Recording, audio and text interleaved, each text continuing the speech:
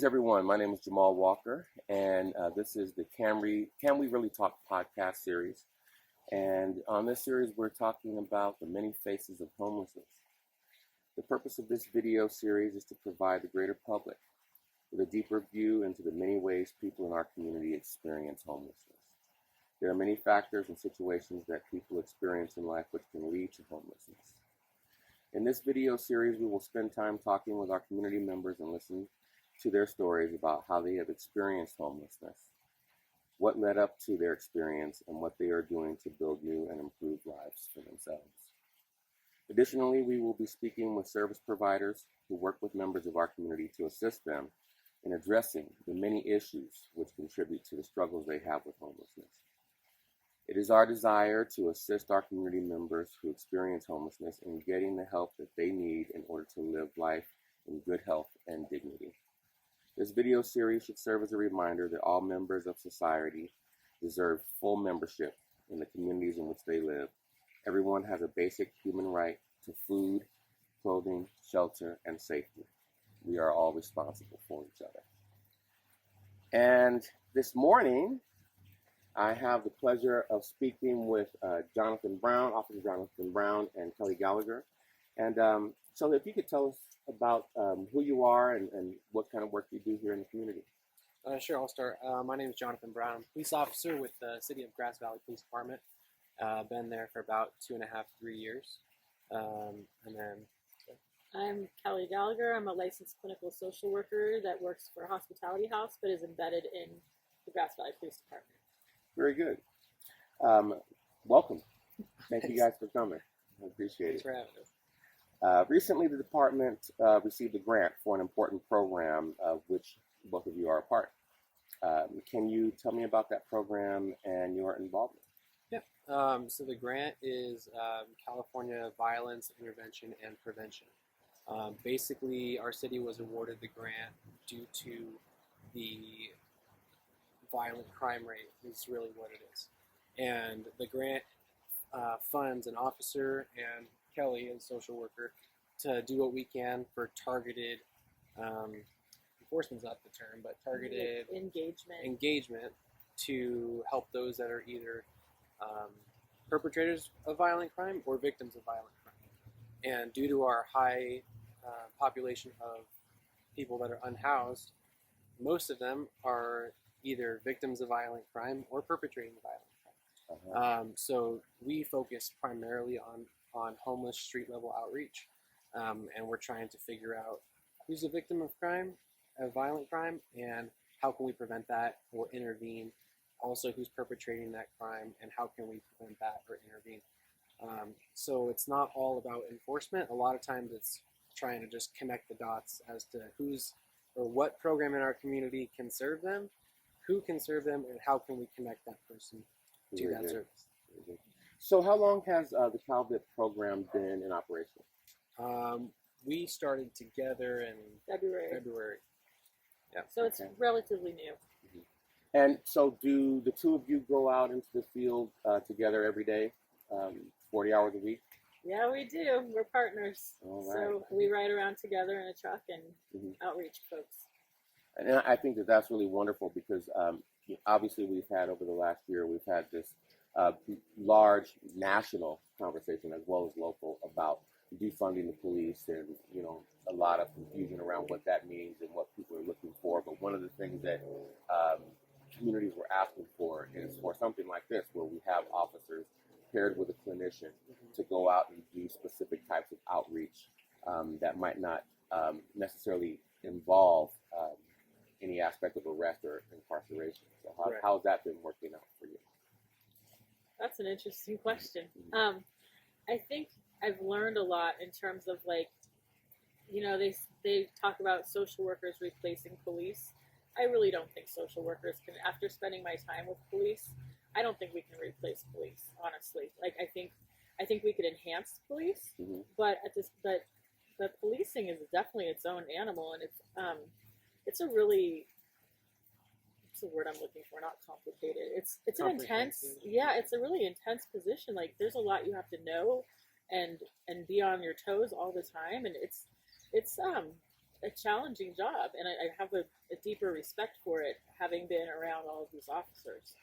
I think that's a really great point that you bring up, because I've had the opportunity to go out on ride-alongs with Jonathan and all of our officers, save maybe two. And that was the first thing that I noticed, is that what I thought I knew about police work, I knew this much, very little about what they actually do with you guys, the service that you provide, and the whole aspect of community policing and what that looks like. So obviously you've gotten in your time with Jonathan and the other officers an opportunity to see what they actually do. That's great. So Jonathan, how has being a part, now I know that you're very strong in community engagement, because I've spent enough time around you to see how you work. But how has this position, doing this piece of outreach with the CalVIP program, how has this affected your job as a police officer? My job has changed quite a bit. So ordinarily, as a patrol officer, as you know, we respond to calls for service. So depending on 911 calls or non-emergency calls, all of those calls start stacking up, and there's a certain number of officers to handle each of those calls. So you want to handle as many as you can, efficiently as you can, and try to service and help as many members in our community as we can. The problem with that, a lot of times, is we don't have the time to sit down and talk with somebody maybe as long as we would want to, or as much as we would want to, because there's another 911 call coming in that we have to jump out to, and we have no control over when someone's in an emergency situation that they need help. So, I could be sitting down to have a great conversation with you and a cup of coffee, and then, well, as you know, remember on our ride along, we were on a call and somebody vandalized a business, and we're right there, and then all of a sudden some lady was giving birth on the side of the road that we had to zoom away and run to. So it's unpredictable. So that being the case, you may not be able to slot out 30 minutes to sit down with somebody and try to get down the root of why are you unhoused in the first place? Like, what caused you to kind of spiral out of a community relationship that caused you in this down slippery slope to now where you're living on the street. You have no support system around you. You have no four walls to keep you safe at night. Like, what happened that made you get there? And then how can we get you out of that? Or how can we address those issues, that trauma, all of those things? A lot of times we don't have the time to sit down and talk with someone about that, even though we would want to.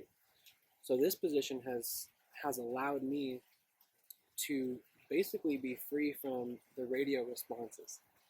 The other patrol officers are all scheduled to handle those other normal calls, whereas we don't necessarily have a beat. We're not confined to any call that comes in this area is yours and you have to handle it.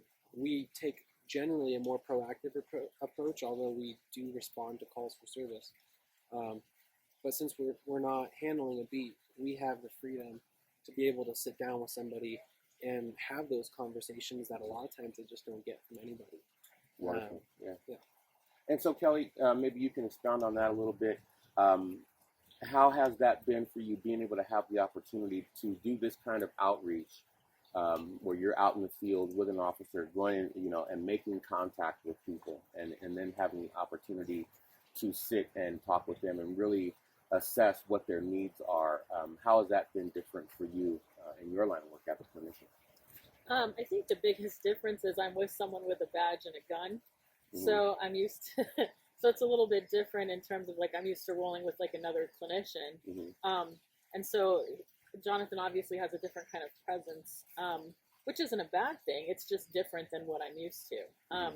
So being mindful when we're interacting with people, like sometimes they'll kind of pause and look at us and try and figure out what we're about. And well, he's a cop, and I'm like, yeah, it's okay. You're not in trouble. Like, we're here to try and help, So it's definitely been different for me, but I do really enjoy it.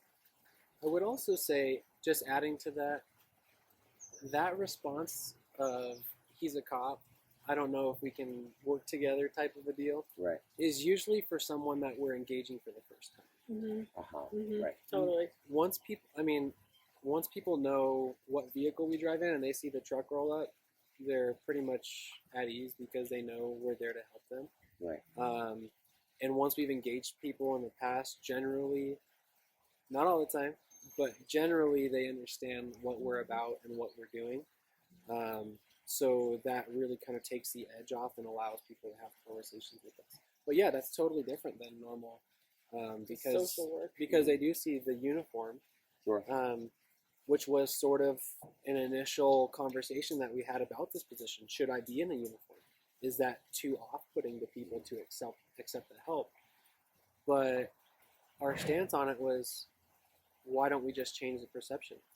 How come law enforcement has to only be seen as enforcement? How come policing has to be seen as only catching people when they're doing wrong and taking them to jail? Right. It's so much more than that. I mean, Kelly's even said it before. I'm half social worker when I talk to people because my position is so, and not just me, all the officers, depending on the calls we go to. Sometimes you're a marriage counselor. Sometimes you're a parent to someone. Sometimes, it's so different, and it's not just policing. So if we can get people on the street to start understanding, just because the cops rolled in doesn't mean I have to turn and run the other way.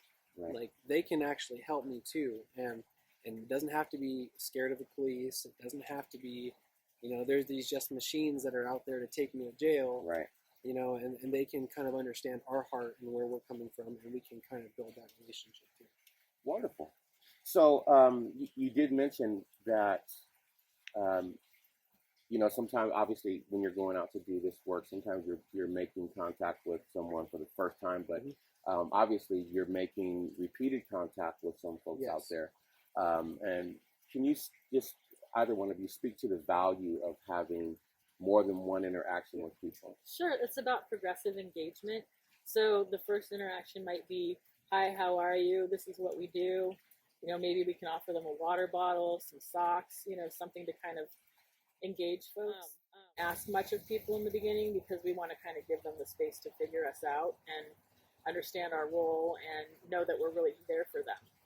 Wonderful. And then from that point, then you're able to, once you assess what services they need, how do you guys then plug them into those different services? So we kind of find out what providers they might have been using in the past, because sometimes they, we're case managed somewhere and they've just kind of fallen off the radar with their case manager. So we reconnect people to their providers when they've already had them, or we do referrals to different. So Home Team is a big one. The Hospitality House Shelter, Utah's Place, is a big one.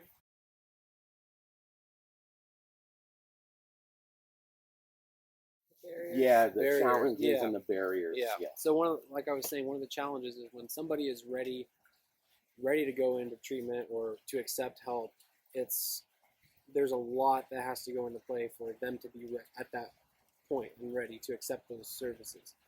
One of the challenges we run into is being able to connect them to whatever the service they need at that exact moment. So for instance, if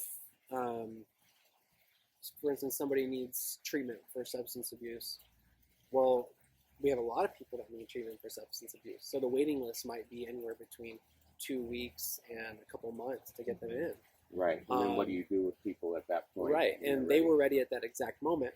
Well, 3 or 4 weeks down the road, they may have already relapsed or spiraled out of control further. They may not be ready anymore by the time their name is called, and so then they get cut off the list and the next person gets a chance, and then we might be at this whole thing all over again, right? So that's one of the things that we have to deal with and try to work through, is trying to find somewhere that we can connect them instantly when they're ready. Right. Because we can't force that on somebody. We can't force someone to be ready at any point in time. And if I take them and drop them off somewhere to get treatment and they're not ready, they're just going to get up and walk out, right? So that's one of the things that we do. Thank you.